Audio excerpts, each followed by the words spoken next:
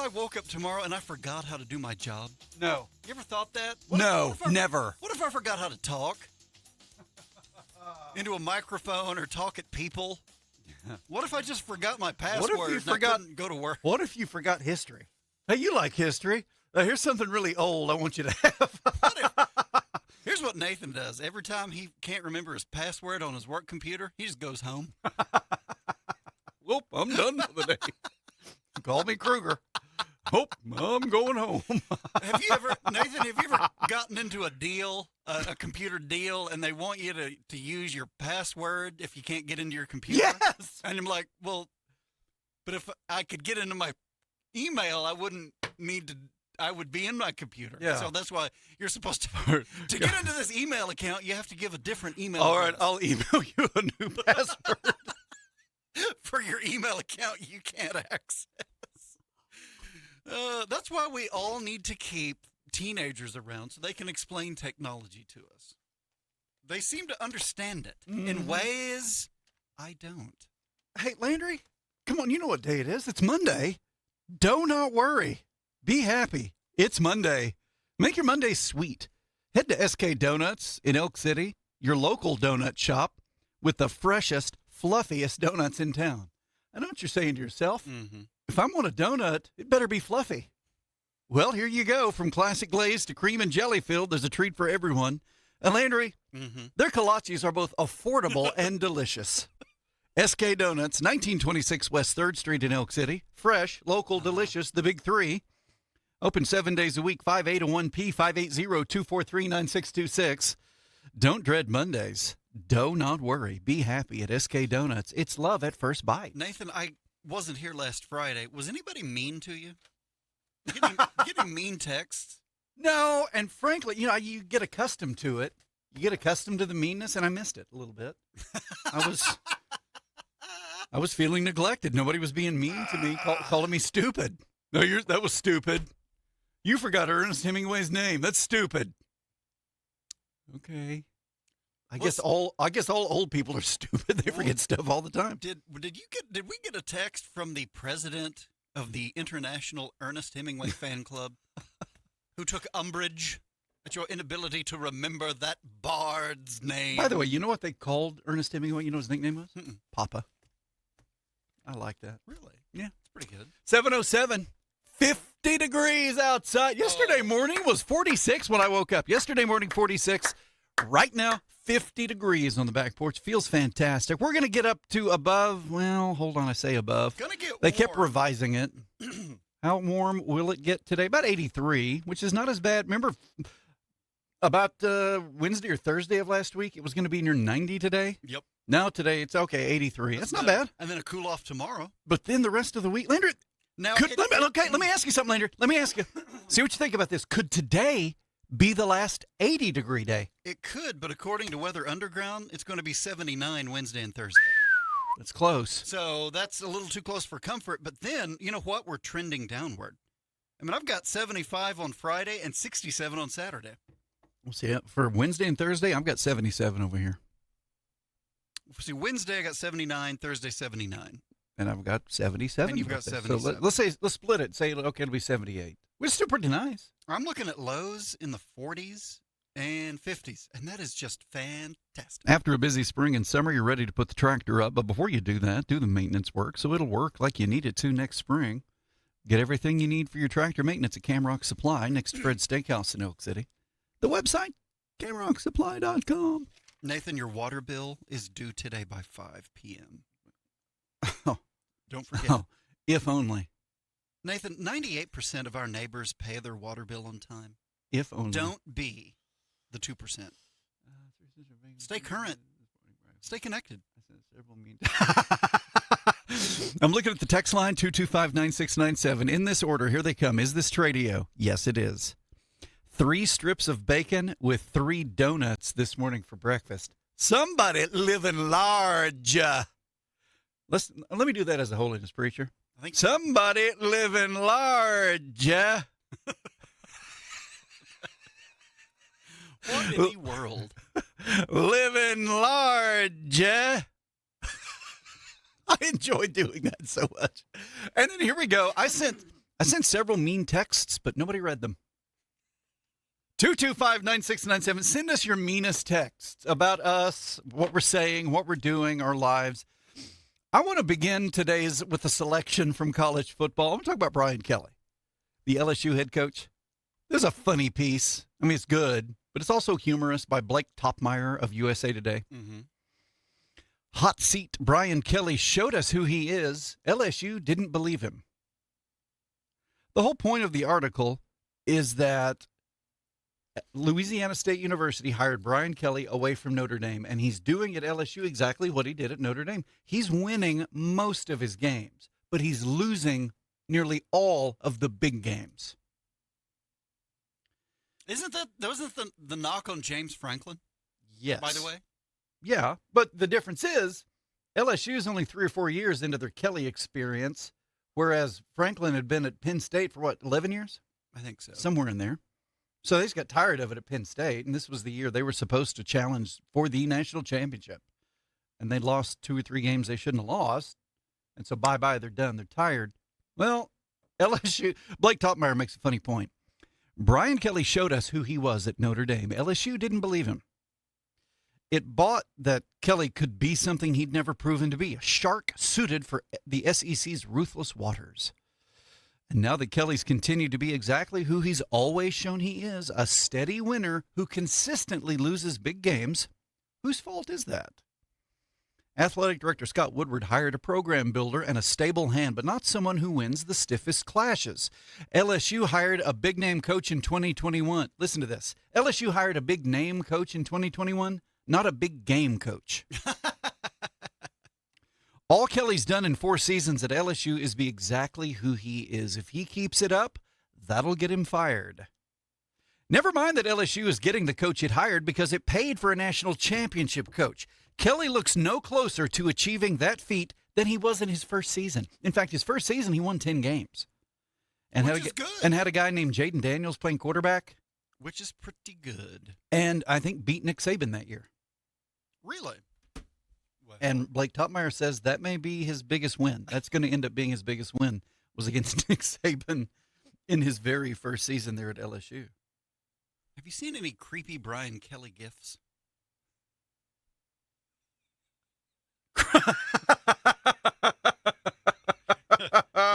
Oh, Chopper Dave has done it again.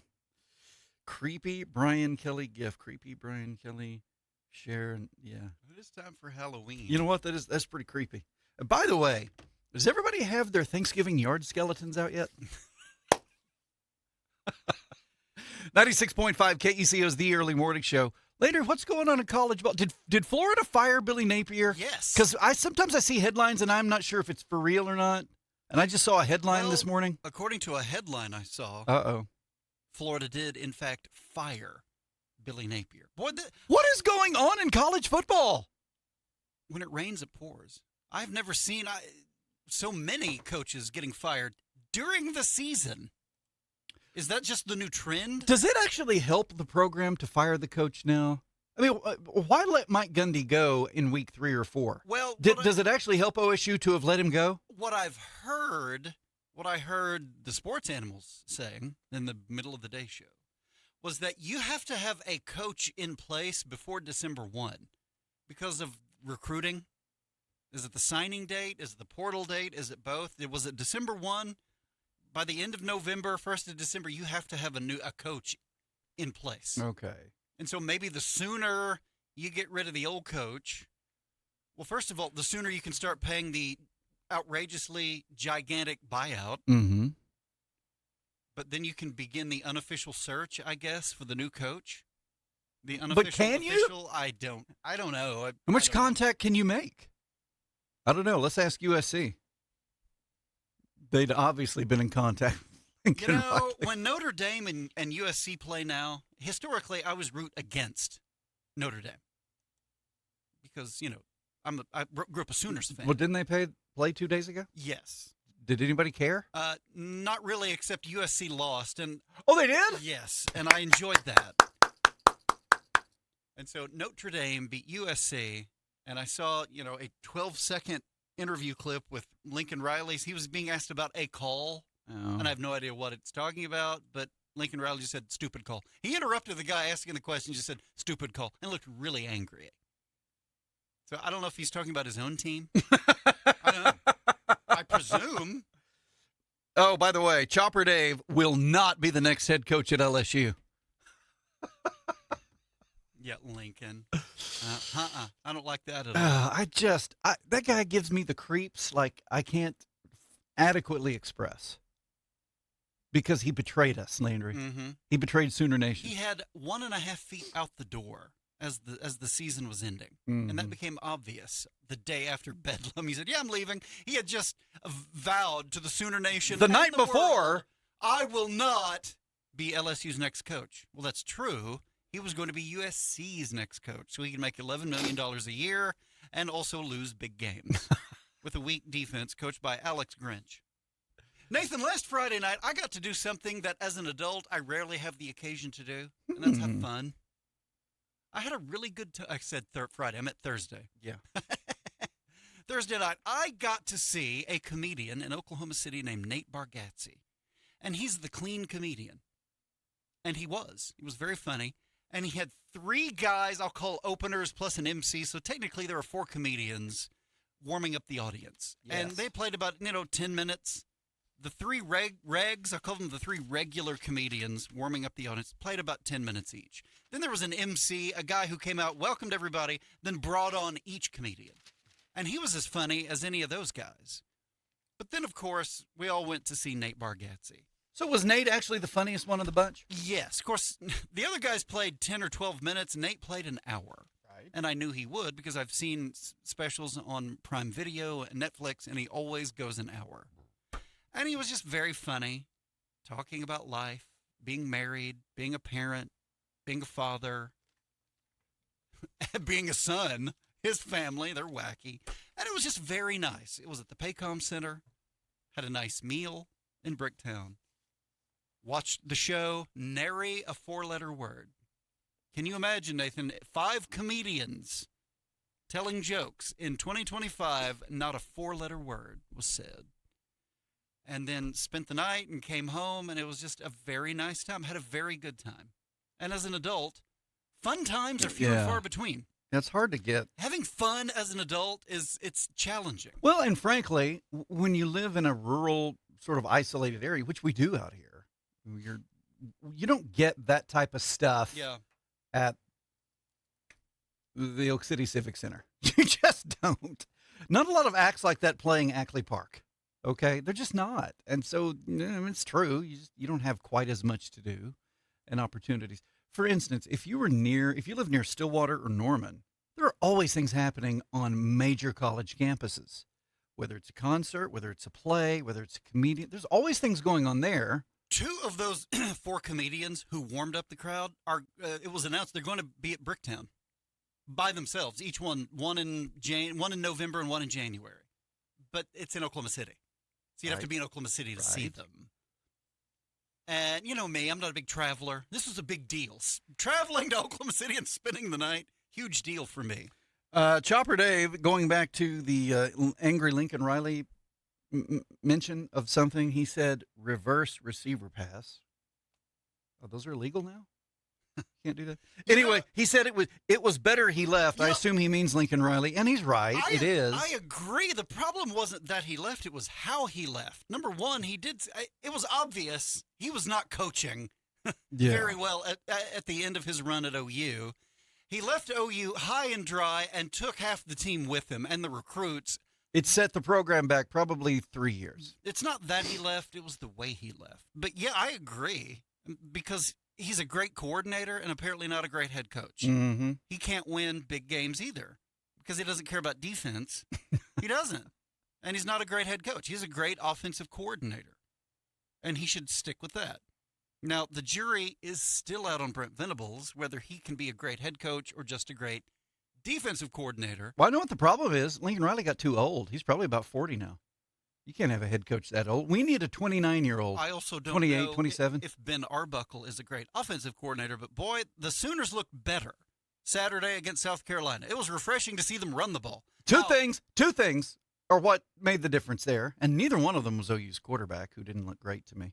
But they ran the ball, and the defense played excellent. Now, according to Shane Beamer, the South Carolina head coach, in the post-game press conference, he claimed they had 3 starters out to begin with, and then 3 guys got hurt. And these are all on the offensive line, supposedly, I think. Is it possible? So we got players hurt, and then players who were missing the game to start with, and then guys who got hurt. So OU's ability to run the ball may have had something to do with the guys on the other side of the ball. I don't know. But anyway, coaches have to say the other team is good, but they played a good game, but they'll become cheerleaders after the fact, which is annoying. But at least OU could run the ball against a not terrible team. What if before you ever needed them, you called American Hose and Supply so that before your hoses failed, you had replacements already there? How much easier would your life get? American Hose and Supply, inside the Camrock Building next to Fred's Steakhouse in Elk City, 303-1123, 303-1123. One more time, 303-1123. Keep chugging that coffee. The Brewer Boys will be back with the early morning show in a couple of minutes. To raise market topping cattle, you need the cream of the crop. Black Hereford Ranch invites you to their 21st annual Fall Cream of the Crop Herd Bull and Female Sale. Saturday, October 25th at the ranch near Crawford, Oklahoma at their new time, 2:30 p.m. Or bid online at cci.live. Selling 70 deep, wide-body, sound, good-looking 18 to 24-month-old herd bull candidates. They're good, beefy kind, tested and ready to turn out. Also selling 20 of their very best spring-bred heifers. Hereford, Sim, Angus, Charolais, Angus, Composite, and American Cross, the kind that'll produce market toppers. For sale information, videos, online catalog, and requests, visit blackherefordranch.com or call 580-309-0711. The Black Hereford Ranch Fall Cream of the Crop Herd Bull and Female Sale, Saturday, October 25th at their new time, 2:30 p.m. Join them at the ranch at Crawford, Oklahoma, or bid online at cci.live. Beef up your cattle operation with the cream of the crop at Crawford. Get the cotton out of the field, through the gin, and out on the market. You're in a race against the clock. Time is money. We know you're in a hurry and we want to help you get down the road. But we'll slow the gin down if that's what your cotton needs. Sometimes slowing down just a little bit means a better quality and better grades. Sometimes. Every field is different and we customize our process based on what your cotton needs. Now don't get me wrong. We want to serve as many customers as we can so we can make money. But if dropping the speed of the gin just a little is better for your cotton, we'll do it so you can make more money. Just ask Jimmy and Spencer Smith. They switched to Carson County Gin a couple of years ago, and they're still with us. Their cotton got a better grade, so it brought a better price. If you'll Google Carson County Gin, you'll find us. We're near White Deer, Texas, west of Pampa. Cleaner cotton means a better grade. We run our gin to get you the best grade possible. In the land of Ford, October is really Trucktober, a time to challenge ourselves and help truck buyers. The stock is in, and our place is covered with over 100 pickup trucks. We even had to ship some over to Truck Island. They're all waiting for loving families to give them a good home. To meet the challenge of selling 100 trucks by the end of October, we're going to take big trades and make big deals. The Trucktober Challenge is on at Barbara Dyson Ford in Elk City, online at barbadysonford.net. Truck lovers, come and get them. So if your farmer need a hose built, you can come in, we'll build it. Oilfield customer and need us to come out and see you, we'll come out and see you and take an order or pick up a hose, build it, bring it back to you.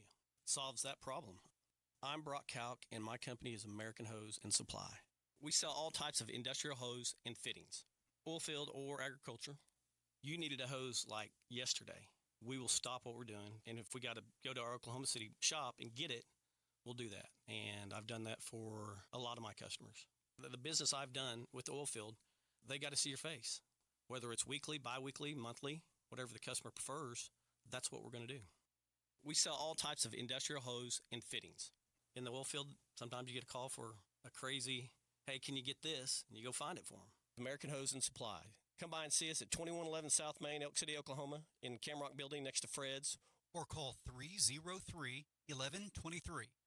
solves that problem. Catch me, Paragon News Director Jared Atha, with the latest local news at 5 p.m. every Monday through Friday. Presented by Mickey Lively, your Farm Bureau agent in Greer County.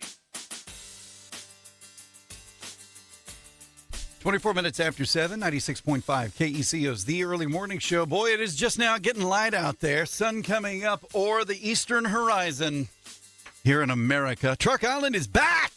BD Ford, they're on it, on top of it, top, side, and bottom, left and right, up and down, in and out, front to back.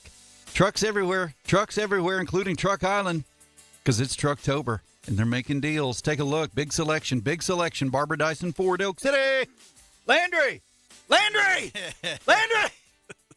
Brother. Uh-huh. I wish our audience had known the Bowens. Don't you?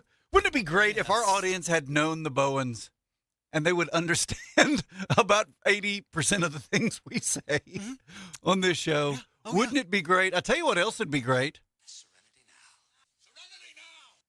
If people knew the kind of movies we watched over the weekend. Later Friday night, I watched Confessions of a Shopaholic. You ever seen that? Nope. I was disappointed. It really should have been better. Isla Fisher, who was a big deal about 15 years ago and then vanished. Isla Fisher,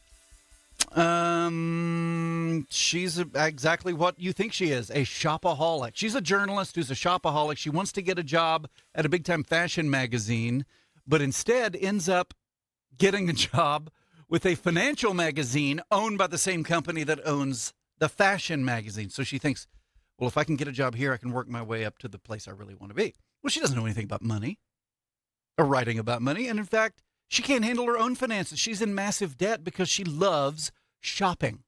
And of course, she falls in love with her boss at the financial magazine, who, by the way, do you remember the Jane Austen book club? Remember that? Jimmy Smits and other people where they got together and talked about... Jimmy Smits was in that? Yeah. Where they talked about the... By the way, if you haven't... I would suggest you rewatch that, because it's a really good movie that I think you've seen before, and I think you enjoyed it. Anyway, remember Grigg, the British fellow who rode a bicycle? Grigg, who was in that movie? Who was the same cat that was in Confessions of a Shopaholic. But I was disappointed in the movie, Confessions of a Shopaholic. I'd only give it about a 5 or a 5.5. It just took too long to get anywhere. It just wasn't... It could have been good, but wasn't. Yeah. But I suggest you rewatch Jane Austen Book Club, because that's a good movie. Well, and then Saturday night... Emily Blunt was in that. And Amy Brenneman. And then Saturday night, Landry. Saturday night, I watched I Like Me, the John Candy documentary. And I liked it. You know why? Because I grew up with John Candy. If you remember John Candy and you liked him, you're going to like this documentary. And in fact, Landry, the biggest speakers in the documentary were the people he worked with on Second City Television. Dave Thomas, Catherine O'Hara, Eugene Levy. Okay? But you also heard from Martin Short. You heard from Steve Martin. You heard from Tom Hanks. You heard from John Candy's 2 children. You heard from John Candy's widow. And it was interesting. So, yes, if you grew up with John Candy, liked some of his work, remember fondly the 80s and early 90s, I recommend watching it. What'd you watch? Friday night, I watched I Like Me, the John Candy story. It was interesting. I gave it a 6. It was sad. It started at the end of his life. It started at his funeral, and then you back up to his childhood and you work toward it. And so the whole thing is moving toward his death. Right. And there was a heaviness, an emotional heaviness throughout, a sadness. John Candy was 5 years old when his own father died. On his own birthday. At 35 of a heart attack. And so for the rest of his life, John Candy grows up with this huge void in his life, and he's very unhealthy. He's overweight, and he smokes, and he drinks, and you know what's going to happen. And at one point in his life, he did try to lose weight after he'd become a star, and they showed a clip of him on Letterman, and he said he'd lost 70 pounds. But apparently, and I was struck by, even as a big-time star, people would say things. People interviewing would say really unkind things about his weight, and it really bothered him. And it was sad, but it was interesting because, growing up with Uncle Buck, with John Candy, it was really interesting. I really enjoyed getting to hear from Andrea Martin and Marty Short and Dave Thomas and the SCTV people. What'd you watch Saturday Murder night? on the Orient Express Saturday night. I really enjoyed the Kenneth Branagh directed movie. He played the detective, the Sherlock Holmes-like M. Hercule Poirot. But, boy, that was a star-studded movie. Leslie Odom and Johnny Depp and the woman who played one of the queens in The Crown. Judi Dench? Judi Dench was in it, and who else? Oh, Willem Dafoe, and the guy who played, let's see, he played opposite Chadwick Boseman in Marshall. He was the voice of the snowman in Frozen. What was his name? Olaf. Olaf. Yes. Jonah. No. Jonah. Jonah. Anyway, No, it wasn't. It's the other Jonah Hill. It was very entertaining. You were right. The thick accents did make it a little bit difficult to follow. But I really liked Kenneth Branagh's M. Hercule Poirot. And I'm trying to decide if he reminded me of Derek Manning.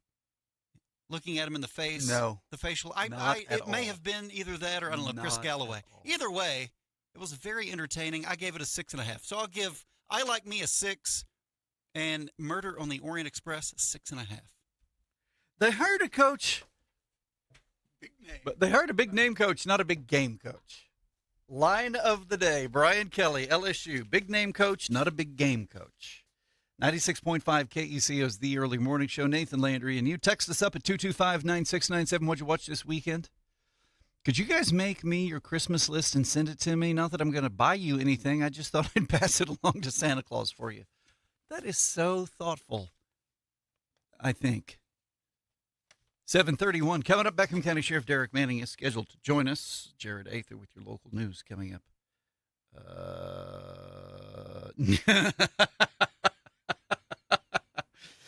Chopper Dave is asking us about our weekend movie watching. Chopper Dave is asking, neither of you watched The Godfather? No. Was John Candy like a lot of those other comedian celebrities in the 80s, hooked on cocaine, crack, heroin? And is his real name John Candy? I actually had that same question. Is Candy, was that his literal last? They didn't even broach the subject. I'm going to assume it was. They didn't even broach the subject about the last name. Now, there was no suggestion in the documentary that he did drugs. He drank heavily. And that was part of the reason why he didn't go to doctors or didn't listen to doctors. Doctors would say, you got to, when he was grossly overweight, you got to stop drinking, got to stop smoking. He didn't want to do that. He just didn't want to. And that's why he died at 43. But he also, genetically, the deck was stacked against him. His dad, who had fought in World War II, died at the age of 35 of a heart attack. And it occurred on John Candy's 5th birthday, which, by the way, is Halloween. He died on John Candy's 5th birthday. So John Candy's own birthday was tied to his father's death at only 35 years of age. So he grows up largely without his father. Sad, sad, sad. But there was no suggestion, there was no mention in the documentary that he did drugs, for what it's worth. One of our listeners says John Candy was the best. I didn't realize just how many movies he was in. He was in a bunch of movies. And the oddest thing for me was that he did a dramatic role. Remember JFK that came out about 1991? The movie JFK, Kevin Costner was in that, and a lot of other people too. JFK in 1991, John Candy had a dramatic role in that. And they didn't explain why he was cast in that. They mentioned the role, but they didn't explain why. And I always thought, wow, that is so odd. Why would he be in? They did a good job, as I recall. It's been a long time since I've seen it. He seemed to have done a good job, but I found myself wondering, why cast him in that role? It just seemed like an odd choice to me. 7:33. It is about 51 degrees outside. Feels fantastic. We're going to get up to 83 this afternoon, if the weather people can be believed. We're going to get up to about, let me be Canadian for a second. It's going to be about 83 degrees this afternoon. South winds will be 15 to 20. Winds could gust as high as 30. I hope not. We need some rain is what we need. Need a little moisture. And you know what? It's in the forecast. It looks like... Now, did anybody get rain Saturday morning? My parents claimed at their house it rained for about 12 seconds. They counted about 19 raindrops for 12 seconds at their house Saturday morning. I didn't see any in my place. Do we have rain in the forecast? Yes, but it's a ways off. It could be Thursday night. Could be. But that's 3 days away, so who knows? Yeah, 3.5 days away. That could change. Anyway, we got your weather breakdown coming up. Beckham County Sheriff Derek Manning will join us. Jared Ather with your local award-winning news. That's coming up. 96.5 KECO's The Early Morning Show. You can text us 225-9697. I hope you have a copy of the latest penny news. Nathan and Landry will keep talking on the early morning show right after this. So there's a company out there that has a certain color. All the farmers and stuff think their oil has to be used in those certain color of tractors, and it's just not true. So here at Camrock, we have the same specification oil as the other brand, where people think that they have to use that for a certain color on their tractors and stuff like that. But we have the same oil specifications as they do. Works just as well, does the same thing, lubes it just the same. Price comparison is it's not even a comparison. We have a better price than anybody around on that type of oil. I use it at our place. My son uses it for our colored tractors that we have, and a lot of other farmers use it too. It's the same oil, specifications are the same. It's kind of a myth where they think that it's got to be that certain type of oil for that color of tractor. Camrock is the name of the company. It's 2111 South Main, Elk City, south of Fred's Steakhouse. We have a better price than anybody around on that type of oil. Brian Bacca is an investment advisor representative of and advisory services offered through Royal Fund Management, LLC, an SEC-registered investment advisor. And I do a lot of financial education. There's a lot of people come and sit down with me just to get information, and I want to try to help anybody that wants help. If they want to help themselves, then I'm here for them. But I've had people that are so far upside down in debt and really don't even have anything to do with financial planning. I talk to them about it and tell them these are the baby steps that we need to implement to try to help get you on the right track. But it's going to be a little painful, and it's going to take some discipline. It's going to take a while. And sometimes I never see those people again. So you don't tell them what they want to hear. They want you to wave a magic wand sometimes and fix their situation, but sometimes you can't help someone if they just don't want to be helped. Brian Bacca, name of my company is Advanced Financial Strategies. I have built this company from scratch. I didn't buy this company from somebody else. I started one client at a time. Give us a call at 323-6800. Look at our website, retirewithbacca.com. Begin investing and stick with it. That's how most successful people did it. You can do it too. We feel like we want to be good stewards of our depositors' money. It's what keeps Community Bank going for as long as it has. This bank's seen it all. Starting 1901, you've seen a few droughts. You've seen some market crashes. Oil and gas come and go a few different times, from the 50s to the 80s to the 2010s. And we're here. We never sit there and go, oh man, I hope our doors are going to be open tomorrow. We're going to be there. There's no doubt in my mind. I'm Jason Redd, and I help make the difference at First National Bank and Trust of Elk City and Sayre. Member FDIC. We do brakes, alignments, oil changes, filter services. If it's a fuel filter, air filter, we'll replace the front end parts on alignments, ball joints, tie rods. We don't do any engine work, but we do about everything else. Oil changes is something your car has to have done. There's many choices. We have a lot of repeats just because we take care of them. They come in, we get them out. They don't have to question and worry about if something was bad. Did you check it over? If they call and make an appointment, we get them in and out a little quicker. They can show up. If it happens to be the right spot, we can get them right in and out. If not, say it may be an hour or so, they'll leave it, come back, on their lunch break or whatever. We have a lot of those every day. L&R Tire, 1204 South Main, Elk City, Oklahoma. The home of Bridgestone Firestone tires. At L&R Tire, we'll take good care of your vehicle.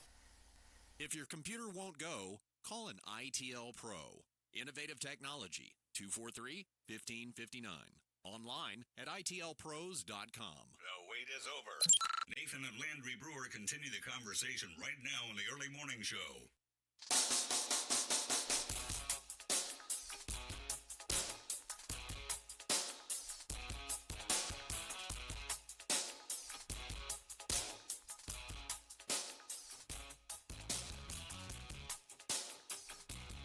$7:39. Boy, if only we could have seen that coming. 96.5 KECO's The Early Morning Show.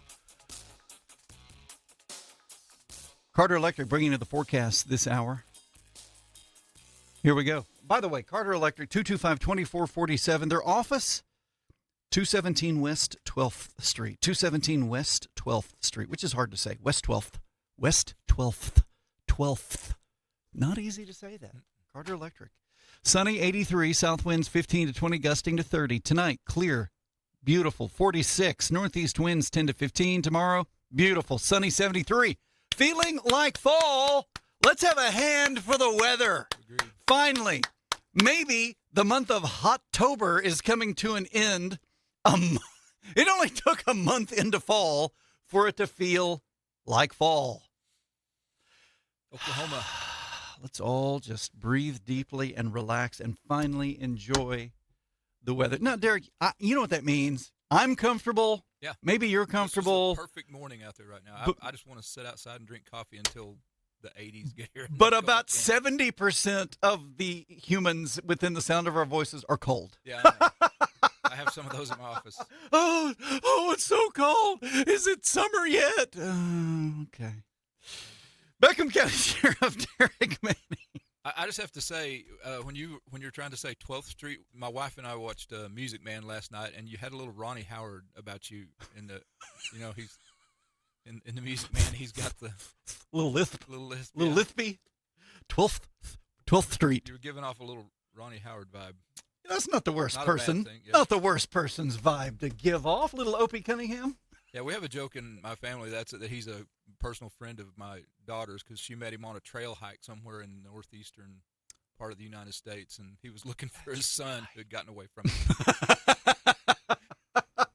I bet he's as nice in person as he seems on TV, too. He was very nice. Even though he was worried about his lost son. Yeah. Probably so. Yeah, he was still gracious in spite of the family drama.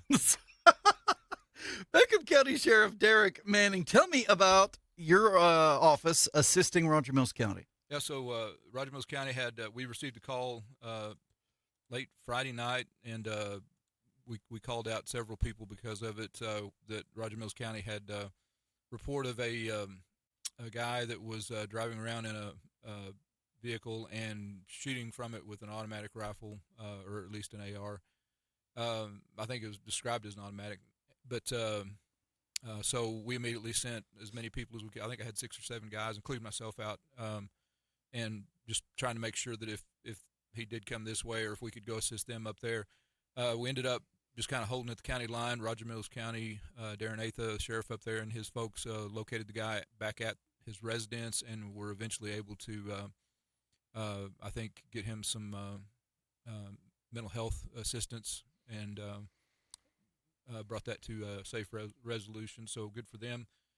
We never did enter their county. We just kind of stayed down here and waited to see how it was going to develop, because the residence actually wasn't very far away from the county line, so we just were there to be available if needed. And I think there were several game rangers, 2 or 3 game rangers, and a couple of troopers, at least I know, that were also out there just kind of in the same status as us. So it worked out well.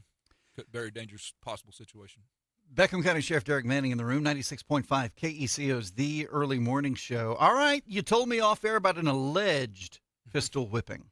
Yeah, so our guys got called to a call the other night, and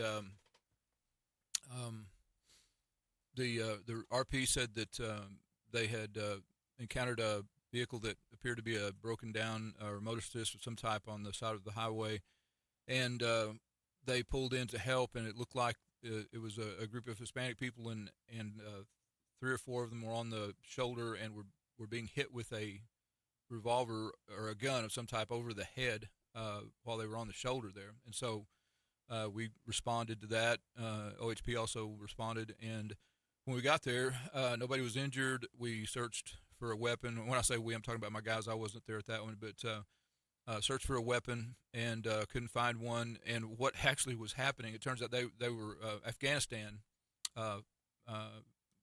citizens who were over here legally, and they were broken down and had been waiting for a couple of hours for a father to come out from Oklahoma City, and they were playing Duck, Duck, Go on the shoulder. Some of the juveniles were playing Duck, Duck, Go on the shoulder, and we believe that's what was mistaken for being hit over the head. So I don't know if somebody saw something in somebody's hand, but anyway, everything was fine. We got the situation resolved. I think there was one question of immigration status for one individual. Actually, one of the people that was involved was somebody who had fought alongside our American soldiers that was back over here, and so I think there were some immigration questions, but those got resolved satisfactorily, and everything was handled. But it was just you get you get calls of all types sometimes, and people are honestly reporting these things. They see what they think they see, or they give you the details they can give you. So we go out there, and it's a difficult situation. It's a reminder once again how much you have to process the information that's coming into you, not only as you're responding to the call, but once you get to the call to see if what you've got actually in front of you matches what the report was. So you're amped up thinking there may be a pistol involved, or there may be a hostage, or in this case, I think the thing probably going through those guys' minds, it would have been going thugh my mind, is a human trafficking situation. And so you get there and you've got to approach it like that, but then you can't just rush in and arrest everybody or start taking immediate actions using force. You've got to kind of investigate as you go, and so it's tense for a little bit, and then once you figure out what it is, then you go through and handle the thing accordingly. So the officers responding did a good job. Deputies and troopers that responded out there did a good job of maintaining their professionalism and making sure it was a situation that didn't get out of hand and that it ended up being one that was overall easily handled. So some folks from Afghanistan, originally from Afghanistan, Yes. they're in the country legally, Mm-hmm. and they were just traveling through and broke down? Yeah, they were. Who's that? I believe one of the people that came to help them was from Oklahoma City, the family, and these were some friends of that family. So they were all associated with the area, but just one of those things that not everything is as it appears, and then you have to just investigate and find out what it is once you get there. Did they speak English, or did any of them in that group? That I don't know. I feel like they probably did, just based on the GeoSafe log. There wasn't usually if there's a language barrier of some kind, the deputies or troopers or somebody will report that as part of the call. But I didn't see any issues with that, so I'm assuming somebody did speak English. Of all the nations on the globe, Afghanistan is just not a nation you expect to send people through western Oklahoma. Yeah, well, we have a population of those that I think there's some folks that came here seeking asylum and that sort of thing, and so there are people from Afghanistan in the state. And as I said, this was somebody that had actually, I believe, served alongside some of our soldiers. So. One of the issues that your office has dealt with for the last few years, since the law change allowing legalizing marijuana, is marijuana, and all the things that have come along with it, and particularly abandoned grow areas, right? Yep. And you guys recently were involved in there was a hearing as part of an interim study. Yeah, involved is probably a heavy word for mine, but I did talk to, and we knew this was coming. I had talked to one of the senators before that was involved in the hearing, and it's called an interim study. So what they're doing is they're studying to see if there is a problem that needs to be addressed by the legislature. So the interim study is just basically all about the abandoned grows, what's happening to them, what kind of a problem they are causing. So I had talked to a senator a while back and given her a little information, and then the assistant director of the Oklahoma Bureau of Narcotics was going to be talking to them, and so he asked me for further information about it, and I just told him the things that we had seen out here, which are the trash that is blowing around, and we all have seen these abandoned grows, and we know what most of those grow houses are made of. They're hoop houses with plastic over them, just basically temporary greenhouses. And so you've got all that plastic and the Oklahoma winds that's getting torn up and blown around everywhere, and blowing into places where people have cattle and that sort of thing. And there are concerns about the chemicals that are left behind, because there are a lot of chemicals used on those grows, and large amounts of them usually. There's all the trash blown around from the chemical sacks, from the fertilizer sacks, from the soil sacks. Just a lot of trash, nuisance, and also dangerous things like those chemicals. And the main question is, and I'm sure these legislators look at it this way. If I were living next to that, would I be happy? And so they're getting a lot of complaints from their constituents, and they're hearing about it, and sheriffs are bringing them information, and they're getting it from all sectors. So I'm hoping they can come to some kind of agreement on some sort of law that will help fund the cleanup of these. And the other problem we have is, even when I do get a complaint, and I've received several on vandalism, we've had complaints of vandalism and theft from these places, because there's just a lot of junk out there, and people are going and scavenging and that kind of thing, and stripping copper from things, and stealing whatever metal they can find to scrap it. So I'm hoping that that of all they can identify who the property owners are, or in a short term start some kind of resale so this property goes back to some kind of legitimate use, because most of these were abandoned by people who were found to be not operating necessarily on the right side of the law. There are legal grow houses in Oklahoma. There are some in Beckham County, and they do a very good job staying within the law and the procedures that are required of them, the administrative procedures and that sort of thing, working with fire marshal for certificates of occupancy and not having straw ownership, which is the things that we usually catch these illegal grows on. So the owners are nowhere to be found. So when I get a complaint, and I can look on the registration and see who the owner supposedly is, but trying to find that individual is virtually impossible is what we're finding. So I'm hoping that either they have a way to actually track these people down, hold them responsible, which I have concerns and questions about that happening, or that they just put this back on resale, combined with some sort of cleanup fund, or else the resale is so cheap that the cleanup is done by the people that end up buying it. I don't know what the answer is going to be. I have my ideas, but I don't know what they'll end up doing as a result of this interim study. So, and they've got to follow the law and make sure that they stay on the right side of the constitutional rights of everybody and that sort of thing. But it's a problem that needs to be addressed. One that I think should have been foreseen before we started down this road, with maybe some sort of a fund put in place for this. But we're here now, and we've got to figure out a way to address it. All right, 3-4 years ago, what I kept hearing, and you probably heard the same thing, landowners were being approached with these briefcases full of cash saying, hey, I want to buy your property, right? And so they buy the property, and it's now in the new ownership's hands, and they're using it for these grow houses. Is it the case, though, that the people who are buying this property are just walking away? I think that's what it appears to me like. If it's property that they got all their use out of it, they wanted to. They weren't buying it as a long-term investment necessarily. I think they've gotten the use out of it they intended to, and then also they don't want to go back because they've got a lot of them have no legal way to go back because they were operating with straw ownership, which means straw ownership basically is just you have to have a resident in Oklahoma, that's owning the property and operating the marijuana grow, or somebody that shows to be resident as at least the majority owner operator. And a lot of these places were just giving cash, another suitcase of cash to people to let them use their name. And so what we're finding is that and those aren't necessarily Beckham County residents, they're just Oklahoma residents. So selling the land does not make you a straw owner. That's different. Selling the land is just you selling the land.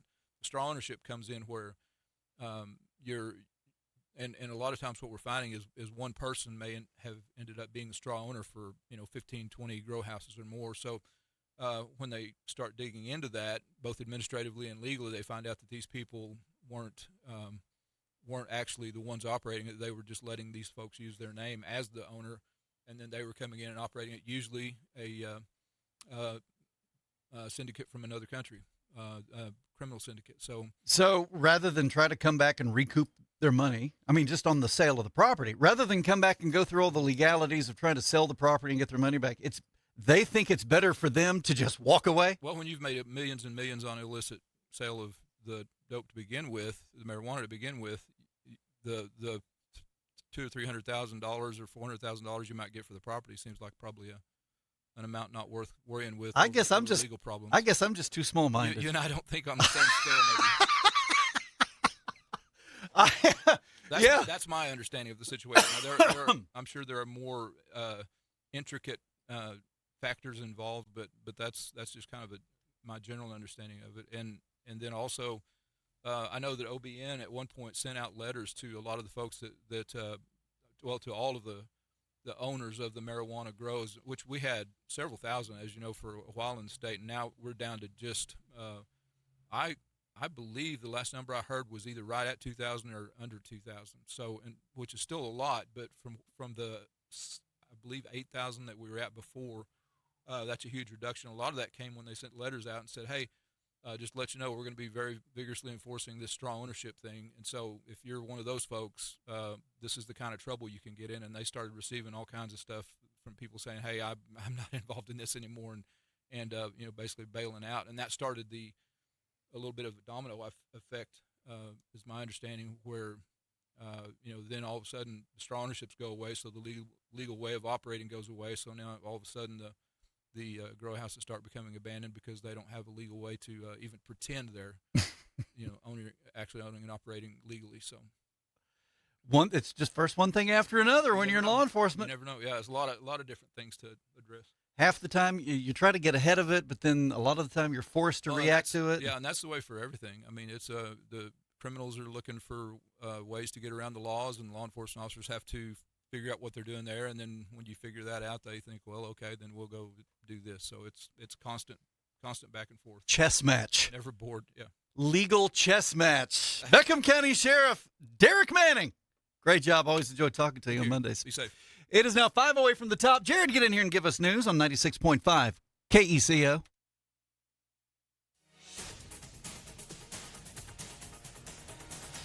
Good morning. Sunny and 59 right now. This is the Paragon Morning News. I'm Jared Atha.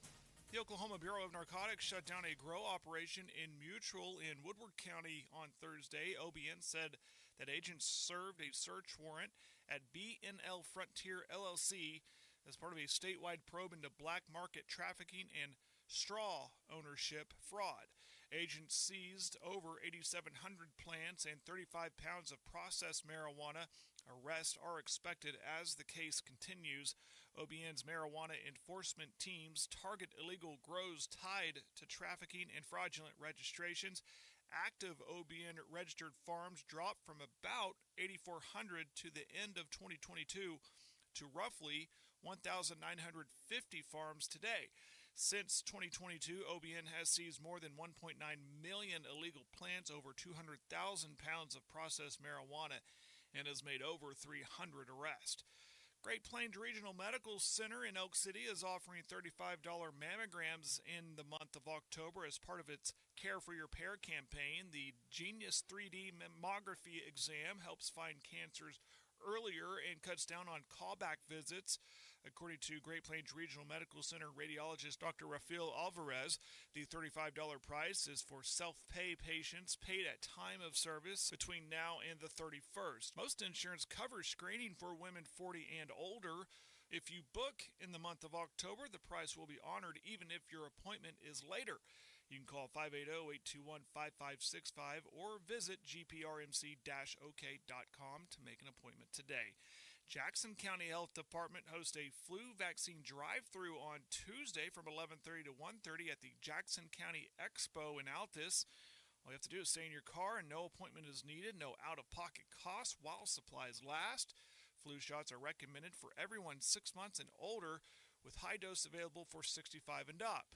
For more details, you can call 580-482-7308. These stories and more on our Facebook page and website. Sunny right now in 59. This has been the Paragon Morning News.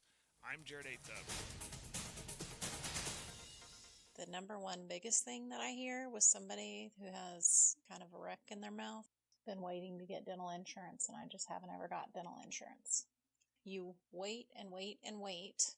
You get dental insurance, but at that time, all of those problems that started out small have now become very large. You have the dental insurance, but yet it's going to cost you 10 times more out of pocket than what it would have if you would have came in before you had the insurance.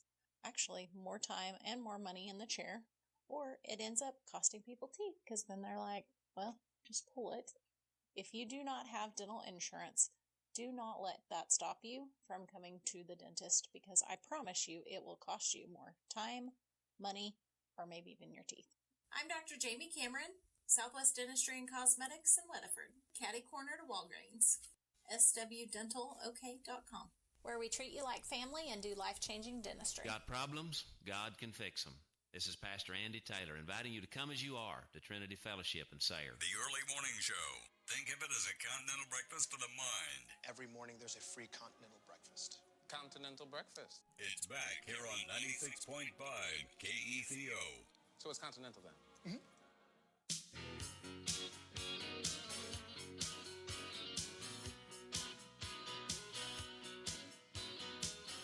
96.5 KECO is the early morning show. Do you know how to build wealth? I do. It's not exciting and it's not fast, but it does happen. It'll happen slowly if you've got discipline and the will to do it. Just every time you get paid, set aside a little money, put it into an investment fund, and do it month after month after month after month after month, year after year after year. and you're going to like the results, and you're probably going to be able to retire comfortably. If you just do it long enough, stick with it, keep doing it, you'll probably be able to retire comfortably. Advanced Financial Strategies, Brian and Briley Baca. The website, retirewithbaca.com. Those gentlemen are going to be in the room with us this coming Thursday. Fox News exploring energy trading and more coming up on 96.5 KECO in Elk City, Oklahoma. And I sure hope you guys stay safe. Enjoy the weather. And remember, KECO Radio absolutely loves you.